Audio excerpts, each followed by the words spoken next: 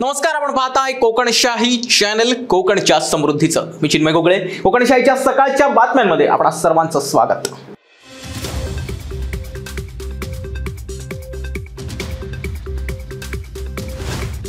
इन्सुली क्षेत्रफळ येथील वन विभागाच्या राखीव जंगलात खैराची तोड करणाऱ्या वेत्यातील एकाला अटक करण्यात आली आहे, तर दोघे फरार झाल्यात। सावंतवाडी वन विभागाची ही कारवाई असून झाडं तोडण्याच्या साहित्यासह 2 दुचाकी जप्त करण्यात आल्यात।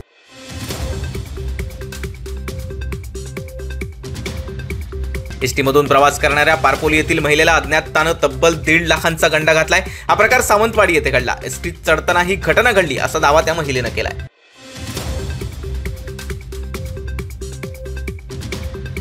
कोलगाव येथील दूध संकलन केंद्राच्या परिसरात संशयितरित्या फिरताना दोघा युवकांना नागरिकांनी पकडून पोलिसांच्या ताब्यात दिलं। हा प्रकार काल सायंकाळच्या सुमारास घडला।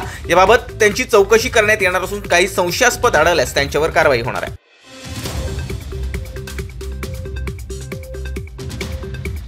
स्वातंत्र्य दिनानिमित्त आयोजित करण्यात आलेल्या माजी सैनिकांच्या कार्यक्रमात सत्कारासाठी आलेल्या महिलेचा अपमान केल्याच्या कारणावरून वेर्ले येथील एका ज्येष्ठ नागरिकावर विनयभंग व जातीवाचक शिवीगाळ केल्याचा गुन्हा दाखल करण्यात आलाय। ही घटना 15 ऑगस्ट रोजी ग्रामपंचायत कार्यालय येथे घडली। शिवराम कृष्ण राऊळ असं त्याचं नाव आहे।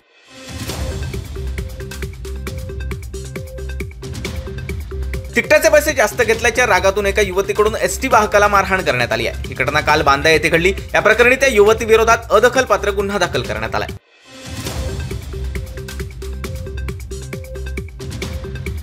सावंतवाडी येथे मध्यधुंद अवस्थेत असलेल्या दोघा युवकांकडून एकावर रॉडने जीवघेणा हल्ला करण्यात आलाय।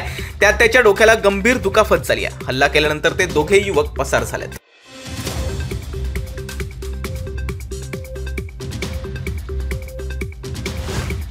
आणि याबरोबरच कोकणशाहीच्या सकाळच्या बातम्यांमध्ये इथेच थांबतोय, पण तुम्ही मात्र ताज्या अपडेट्स जाणून घेण्यासाठी कोकणशाहीचं YouTube चॅनल आता सबस्क्राइब करा, फेसबुक पेज लाईक करा आणि Instagram पेजला फॉलो करायला विसरू नका।